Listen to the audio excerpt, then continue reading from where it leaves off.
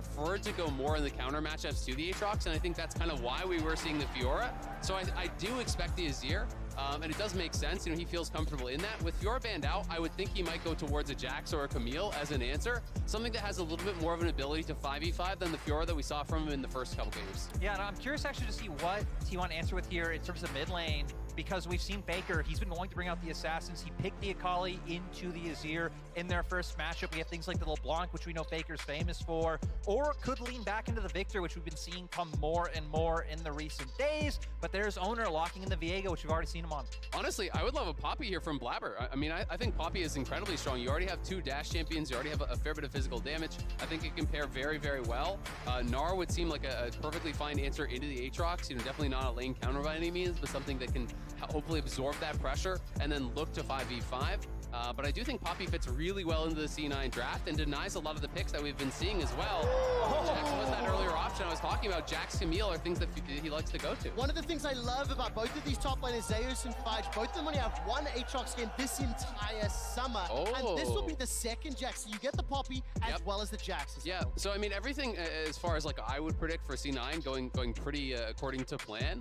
We'll just have to see if Fudge can really make it work here. You know, this is a guy that has extreme confidence in himself. You know, he said in an interview that he is the NA GOAT. Everyone just doesn't know it yet. He's going to get there. Faker, though, moving back to Lissandra. So this is more of one of those facilitating picks. And it can allow them to have some very powerful skirmish power on the top side. You know, when you look at their 3v3, their 2v2s, can be pretty nasty in the early game with the amount of lockdown that this 3-man squad has. And this Lissandra, 7th time played this summer since MSI. Only 3 wins for Faker, 3 losses. Tiny bit of hopium there, New York. Yeah, still though, I actually like it into the context of what C9 have picked up so far. Not going to be able to be stopped by the Poppy with the W, as well as just very hard to pick things like the Akali we've seen him leaning into when the Poppy can cancel his dashes, and the Victor really hasn't been working out too well. So I like that T1 are leaning on hard early prio and playmaking. Now, Azael, what are you anticipating from this bottom lane? I remember when we first saw Cloud9 talking about Zven's champion pool. Can he play those engagements? Nautilus looked okay in the laning phase, but then sort of fell apart later. I wonder what we're going to see today. I mean, I definitely think he would be looking back towards, you know, one of those engaged champions, because I think some of the most powerful enchanters in the current meta are already banned out. We see the Renata taken away. We see the Yuumi taken away. Tom Kench is another comfort thing. So I do think we're likely looking towards some hard engage. I think C9's comp needs it as well. So Nautilus to me does fit in. You know, perhaps pairing along something like an Aphelios or you know, something along those lines, I think could work pretty well. I actually think T1 are actually going to look for a bit of an Aphelios lane themselves. That's why I like Cloud9 taking away the Thresh. I think for T1 leaning into something that not only has, you know, a bit of range to play with the Calibrum, but brings some mid-game power once you get something like a Gale Force online, would be incredibly strong, since it looks like no matter how you pivot your draft now from T1, that Cloud9 definitely have the scaling angle. Yeah, they definitely do, but I mean, Cloud9 does need engage in their comp. They don't have any sort of hard engage unless they're going to commit more to split push, which I don't really want to see from them, because it really hasn't been working out. So they do need a go button. They do have good scaling. Tristana would be interesting if it's paired alongside something, you know, that does have hard engage. You can even threaten the all-in these lanes. I'm just kind of curious to see what he would actually go towards, because we are kind of stepping outside of Zven's comfort a little bit. I mean, we're taking a look at this Leona. This would be the first support Leona all year long for Zven. I believe professionally speaking as well. It is paired with the Tristana. It is what you were looking for, but Zven needs to deliver. He absolutely does, and this is why I was a little bit unsure. You know, it is definitely a meta pick, but it's not really been a Zven pick so far this year. But this guy is an absolute workhorse in solo queue, in Champions queue. He's always grinding away, so I definitely have the faith that he can have under his belt. But this feels like Kaisa prio, you slap down that Alistar, so much pressure now on Berserker to actually buffer the rocket jumps properly to be able to actually get out of those, because the hard engage here is incredible from T1. Alistar going in, Lissandra coming over the top, Kaisa ults in to follow up. Yeah, and you know, for that, the early and mid-game playmaking able to come out from them is huge. For the side of C9, I'm going to look at them to be able to play around the spot lane, allow Berserker to be able to get through laning phase just fine, hopefully set them up for advantages, and I mean, Fudge should be fine up in that 1v1 on top side. Now, New York City, you see the team compositions on your screen. Who here in the Hulu Theater thinks that T1 will win this game? No, Trevor. This is America. Who thinks C9 is going to take this game? I have literal goosebumps from the volume in this crowd, and we've said it several times. There are battling fandoms There are fans of every region, every team spread throughout this theater. Cloud9 on the verge of a 0-3 first round robin, but based on everything we were hoping to see from their draft, I believe they've made those adaptations from the 2 previous games. Absolutely. You know, I do like what I'm seeing out of C9 a lot more. My biggest question is how Fudge will be able to hold up in that top lane. You know, going up against Zeus, one of the very best top laners in the entire world. And yes, Jackson scaled nicely into this matchup, but it does feel difficult in the early levels against that Aatrox. You know, if Zeus is actually hitting those tippers, the knockups with the Q, you can get chunked out of this lane pretty easily. Well, we're about to load up onto the Rift. My stats team has confirmed 100% first ever professional game for Zven on Leona, and he has a tough task ahead of him. Jensen staring down Faker. What will happen is I'm about to ... Can Jensen deliver on a tweet he made 6 years ago? I feel like Jensen has to deliver in this game because one thing I'm looking at for C9 that's pretty favorable is they should have both Prio and Min and Bot, right? Azir going to push into Lissandra early. Berserker and Zven should be expected to do on the bot lane as well. So maybe you can set up for Blaber to play heavily around these lanes early on and start setting T1's comp behind where they can't really use the fact that you want to have Faker moving and roaming around the map. I love the cowbell. We're 3 or 4 blocks away from Rockefeller Plaza, calling out one of the best SL sketches of all time. I think Keria and Zven, 2 players I will be keeping my eyes on throughout the course of this laning phase. Absolutely, and you know when you call back to the can't wait to comp Faker tweet, you know it did not go well for Jensen after that. Not. If I recall correctly, he was getting zoned in between the 2 towers by Faker after that one. So definitely looking for a better performance in this game. Blaber looking like he wants to invade and start enemy Raptors. It is a great strat on the Poppy. You know, you clear through those Raptors very, very fast. I'm curious to see, though, will he commit to more of a split map situation, or is he just going to try to go Raptors to Raptors and try to defend his own bot side? Because those paths can be quite strong. Yeah, I definitely feel like Blaber should head down and actually play with his bot side. Yep, he's going to be able to do it. He's going to set up Jensen quite well, but can they actually defend it? That's kind of the question, right? Because Oner's already there. Yeah, it looks like Oner should be able to get this one. Blaber's going to be a little bit late to fight into the chickens. Going to be smited away, and Oner, small advantage already. Look at the mini-map. Zven has already stepped up towards that tri-bush, but that's going to push this Poppy a little bit down. And when I think back to the draft, I think back to some of the tools available to T1. If you can keep Blaber down, that Champions Kit becomes significantly less powerful, assuming the rest of T1 will be able to deliver. Yeah, absolutely. I mean, you know, if you get too far behind, you know, you're going to be very squishy, but Poppy does always have that playmaking, and that's something that Blaber is always looking to go for. This is a guy that C9 has developed a lot of faith in over the years, and you know, it's really fun listening to them talk about Blaber because they talk about how when Blaber makes a call, if you don't listen, Blaber's going to in. But if Blaber makes the call and you do listen and everyone goes with him, that he's almost always right with these calls. They've developed so much faith in his instinct for the game, and he's such a student of the game. It's basically, you know, all he thinks about, all he does, and he's one of those big stars for Cloud9. And also, I just overall like what he's doing so far in the early game here with how he pathed from Raptors to Raptors, now matching Oner's pathing. But Oner might be able to find this one. Oh, Fudge stepping forward and waiting to see what cooldown's available. Flash is still up, looking at the mini-map. Blaber's making his way into Oner's jungle. That's a leap forward. The 3rd Q gets the knock-up. Counter-Strike will channel the stun by some time. Flashes into the tri-bush. Here comes Blaber. Leap across the ward.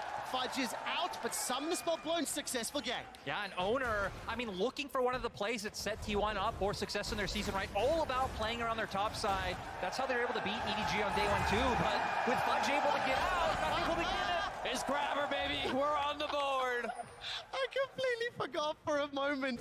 Trevor just looks so confused. Like, why are they cheering? Did I miss something? I was listening to it, and then I looked at the name, and I'm like, sorry, sorry, Crabber, I did forget. Now he's pushing in the wave with the help of Fudge. That will be caught by Zeus, and instant back away from Cloud9. But absolutely needed to do that, because the wave was actually in a pretty bad spot, and even though they do force the flash, you know, Fudge was not going to be able to actually walk back in the lane and fix that himself. Blaber needed to get up there, reset the wave, allow Fudge to go back to base here and try to reset. Of course, he will have to be playing pretty safe, and I think that's one of the reasons that he does pick up a pink ward here. I think we're actually going to see him just sit on the pink ward and have that available for the leap strike on the retreat, because you are going to be pretty dependent upon that now that you are down your flash. But Faker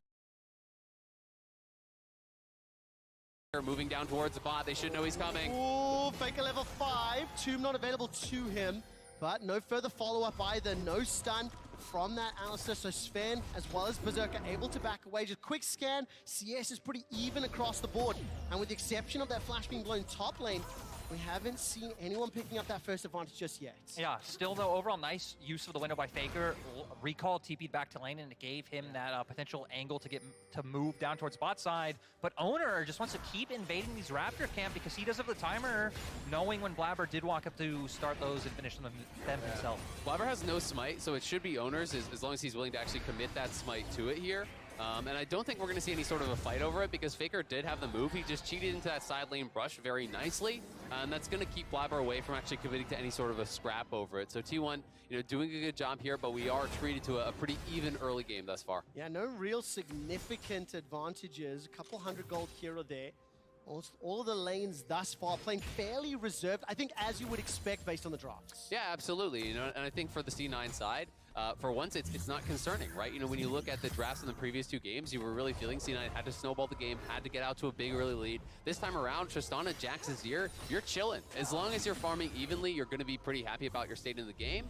But I am interested to see how Berserker handles a lot of these fights because he didn't take cleanse, and there is a lot of CC on the other team, so he feels like an easy target. Yeah, and I also feel like T1 have done a good job of setting this up to put C9 in an uncomfortable position. We saw the lack of vision they have now, and with Faker hitting level 6, this is where T1's wanting to find windows to start making these plays on the bot side. Oh, Alcove Gamer, Alcove Gamer, Alcove Gamer! The two-man knockup! First blood secured by Keria, and frankly, I don't even know if bonus damage was needed. Honestly, just great patience coming out from Oner to make sure that the play worked. I mean, not even having time to use summoners there from Zven, just instantly deleted down, and now T1's bot lane in a great position. And if I can say, it's Zven's performance I'm the most interested in terms of the scaling, the team fights, the philosophy that helped Cloud9 pick up so many of their wins. It wasn't necessarily this look for him that was stepping up. Blaber once again, this time shadowed by Keria. Oh, Keria just now spotted them, but they saw Keria as well. So now Blaber's in an awkward spot. Here comes Faker. He does have ulti. That's a very good passage over. The Claw of Doom comes out from Faker. Does he commit the flash? Holding on to it. Blaber gets knocked up into the air at least once and manages to waddle his way to safety. Flash blown. It's just such a good read from Keria. He knows we made a play bot. There's going to be an answer on the top side. Blaber was looking for the invade, and Zeus was in a spot where he would be vulnerable. But because Keria is there, Faker has pushed mid. He makes the roam up. They cover Zeus, and they get that flash off the C9 jungler. I also do believe that we saw Zven actually start walking towards spot lane before he reacted by going up. Oh, that was bold! That was confident from Berserker. Well, he knew that Keria wasn't going to be there. He just didn't expect that Oner would be coming in for a lane gank, right? And he would win that 1v1 pretty heavily, but it's a great read. Again, T1 are foreseeing what C9 want to look towards. First, they expect the gank towards topside. Keria answers that. Then Oner says, all right, you're going to attack bot now, so he's there answering as well. Fight, fight, fight! Infernal Chains pulls Fudge backwards. Zeus wants to eat him alive. Keep your eyes on this minimap. Keria on the Alistar has picked up those boots of mobility. Part of the reason I think we're going to see him moving around the map and supporting the other lanes. Yeah, but we see C9 now with Oner having just made that play towards bot side, knowing that he must have camps up, now getting full control over bot side. We do have Dragon up. We haven't seen too many teams opt into early Dragon still here at the World Championship, but if C9 can start stacking these up and again, give themselves a bit of insurance later on, that would be huge for them. It would, but I think with Poppy, it's just such a long take on the Dragon that unless they get massive bot lane or mid lane prio, I don't think they're going to be willing to actually start that up. Oner will be spotted out, and you can see that C9 is cheating up towards mid lane, trying to be there in case there is sort of a play that Zven has to answer. But for now, I think C9 really are happy to just keep farming this out. The longer this game goes, while it is at relative parity, the better they are going to be feeling. But Jensen in trouble now. Is indeed. Emperor's Divide by so much time. But just that Glacial Path as well as a W committed, and that will allow Jensen to escape. But crucially, the ultimate is not available. Cloud9 find themselves 1,500 gold down in the space of 2 or 3 minutes, and a significant amount of that is sitting in that top lane. A large CS advantage, as well as obviously first blood. But the man on your screen, Keria, help picked up. Zven lands the Zenith Blade, flashes out to safety. Oner and Blaber stepping forward. The verdict is held for now. Poppycopter backs out and the fight fizzles. I mean, Zeus is just doing such a good job up in that top lane, and T1, has been up there to help him, right? They get up there, they force out the flash with Oner, the wave's in a bad spot, that creates an advantage for Zeus. Then, when Zeus could be actually preyed on by this gank from Blaber, Keria is there as well. They know that this guy is going to make it work if they give him the help, if they give him the coverage that he needs to really abuse the 1v1, and so far, he's doing just that. Yeah, and again, all of this in my mind coming from Oner. Now Faker going to make the move, but even this comes from the fact that he went towards that mid lane, helped give him the chance to reset earlier on. It pretty much means that T1's laners will always have the first chance to move, and that they're going to continuously find these. With Rift Herald up right now, we see both teams sending all 5 members towards that top side. That was a little scary to watch from Zeus. Just a simple pattern, trading into Fudge, clearing out that wave. We are 10 minutes in. Rift Herald is now being started off by T1. Look at the wave states. Jensen forced to catch in that middle lane. Fudge around 60-70%. And the call is a little uncertain. Back away, step forward, back away. They're not sure what they're doing. I feel like C9 should not have even moved. Leave Berserker bot lane. Tristana is one of the best tower pushers. Pretty much the best. You could have taken 2 plates bot for free. They make the move up here. They're not really sure if they want to commit. I just didn't feel like they had the setup to actually be able to do it. And as a result, they really get nothing here. Jensen will be pushed back, so it's an easy Herald. They can drop this mid potentially to try to, push out that Azir and take away that bastion of safety, but C9 committing resources to move and they get nothing for it. Especially now when we were just hitting on that with T1 and how Oner's played, it's pretty much always set them up to be first on the play. Had C9 cross map, that actually could have disrupted that timing, so now they could have continued to look for it as Fudge. Don't look for the all-in. I mean, right now, that's a level advantage over Fudge. 2 levels over Blaber, and that's 3-4 times I've seen Blaber show his face top, and it feels like he's saving Fudge's life, just showing a presence to dissuade a dive. Yeah, and I mean, we saw C9 trying to look for the lane gank, but even regarding that, yes, he won. Here comes Faker. Here comes Faker. Look at that south quadrant. It is being shadowed, or he is being shadowed by Jensen. And Faker will turn his attention back to that mid lane. Blaber slowly making his way towards this bottom lane. And the 3-man stack of T1, they didn't fancy the fight. The wave was cleared out. But just look at how much information T1 has, right? You have full control wards on top side. You just said all of T1's members leaning down to bot side jungle, and it pretty much means C9 have no entry points into these lanes. Yeah, absolutely. And they still don't see Faker. He's actually recalling in a side brush, but they don't know where he is. So Blaber is here trying to hover. It will just be the charge for the plates. Won't actually be able to knock that down, but T1 really starting to open up a very solid gold lead now, 2,000 ahead. And they just have had such a good read on everything that C9 would be looking for. They've preempted the plays, whether it's Oner, whether it's Keria, whether it's Faker moving from the lanes. Anytime C9 would want to look for something, T1 is already there with the answer. Now the question for me is, can C9 stem the bleeding and slow things down? This composition that they put together scales beautifully. There are a number of tools that they can use.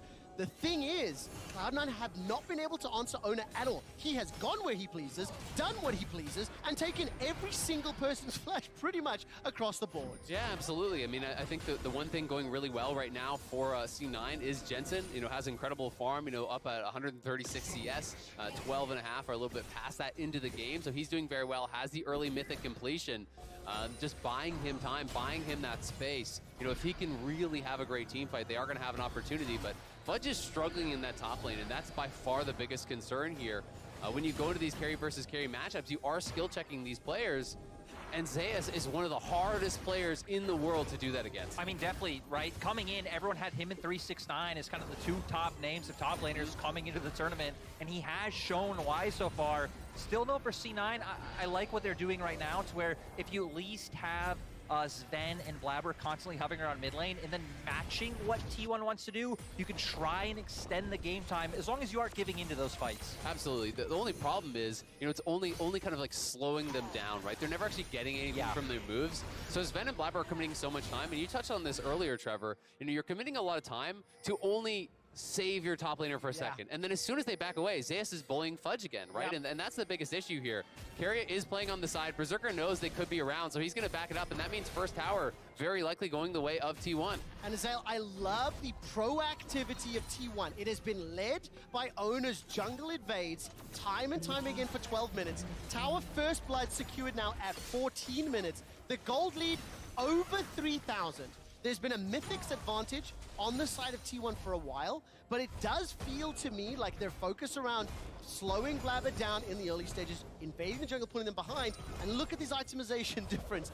Thrift store shopping for Berserker into Kraken Slayer, and nearly second item completed. And I think this is exactly when T1's comp really hits their stride, right? I mean, Lissandra, Viego, we've seen this combo so many times before. One item, so much burst able to come out, the lockdowns there, and then the resets coming out for both champions. So even though C9 can slow them down, definitely gonna have to start trying to find those opportunities across map. Now, what I will say, exactly as we talked a little bit about, Jensen on this Azir, he is up 25 CS. I think some of that movement from Faker has allowed Jensen to make sure in this matchup he has that small advantage.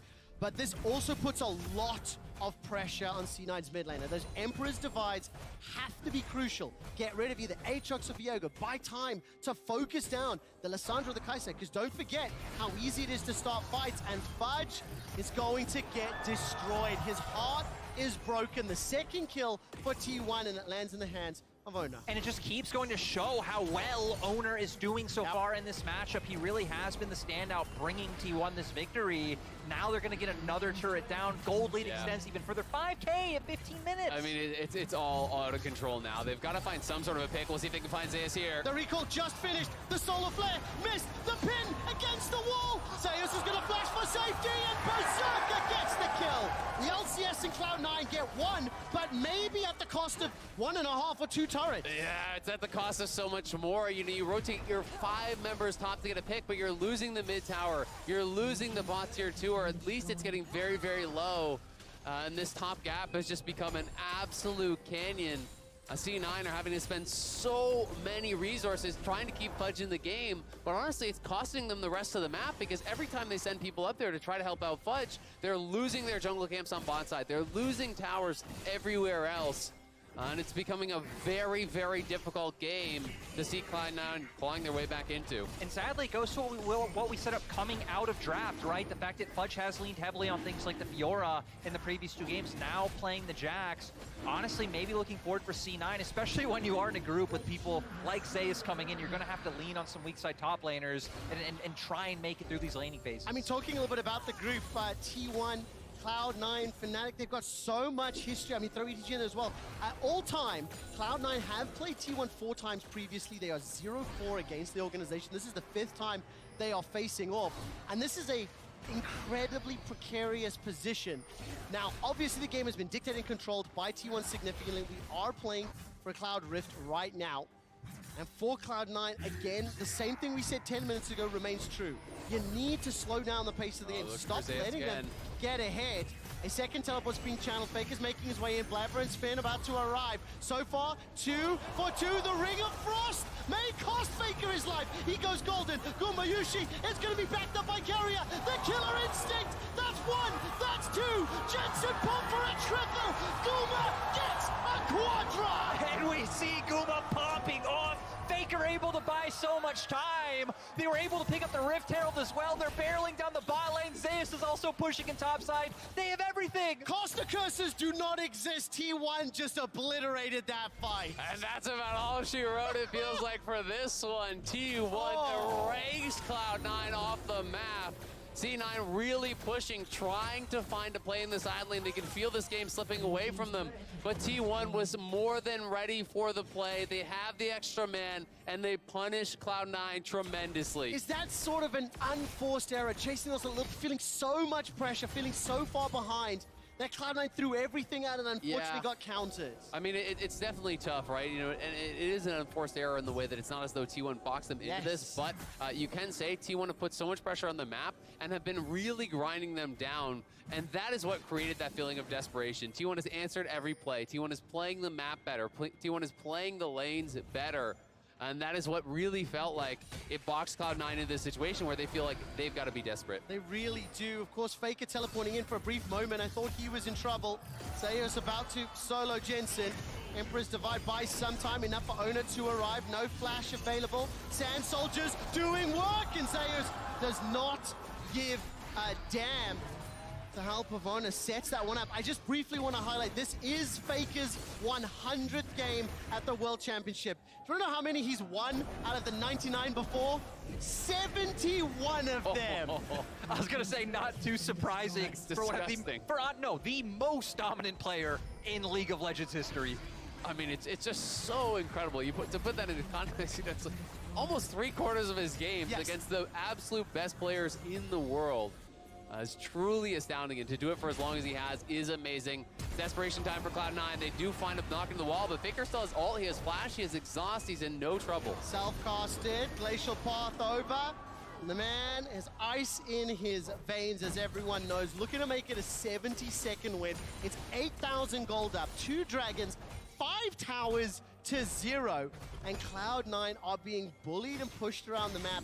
If you're just tuning in, I think a lot of credit to Oner in the early game. I think he really dictated the pace. Cloud9 never get a chance to start anything because Oner was in their face. He was everywhere, but even after he got that first timing, going back to something that Azael was talking about earlier of choking them out, I really liked how they constantly would dedicate 3 or 4 members maybe down to bot, but have a majority of their vision up towards top side. It actually really did a great job of making it so hard for any cross-map plays to come out from C9 before they fell into such a gold deficit. Well, to me, in so many of these games, team play has been the name of the game. It's about how they, facilitate each other, right? Yep. How they actually work together as a squad, how they're covering for each other's players every single time. They're one step ahead, right?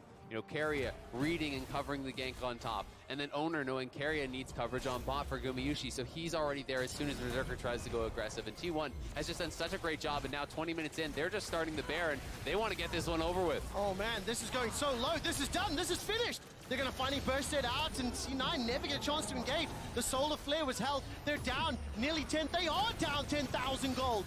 Fudge gets chunked just a little. Glacial Path goes in. Insta-stun against the wall. Emperor's Divide as the Keeper's verdict. Can Cloud9 win the fight? Berserker. Baron was secured. The stun doesn't land. Zeus escapes for now. The Buster Shot buys more time. Cloud9 are still alive, but not for long.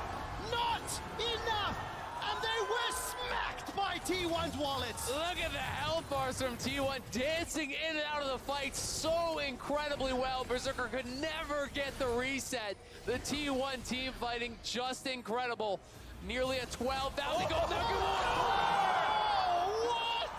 Guma absolutely popping off. Killer Instinct goes in, Q comes out, and Berserker just stood no chance. What a phenomenal fight. I feel heartbroken for Cloud9.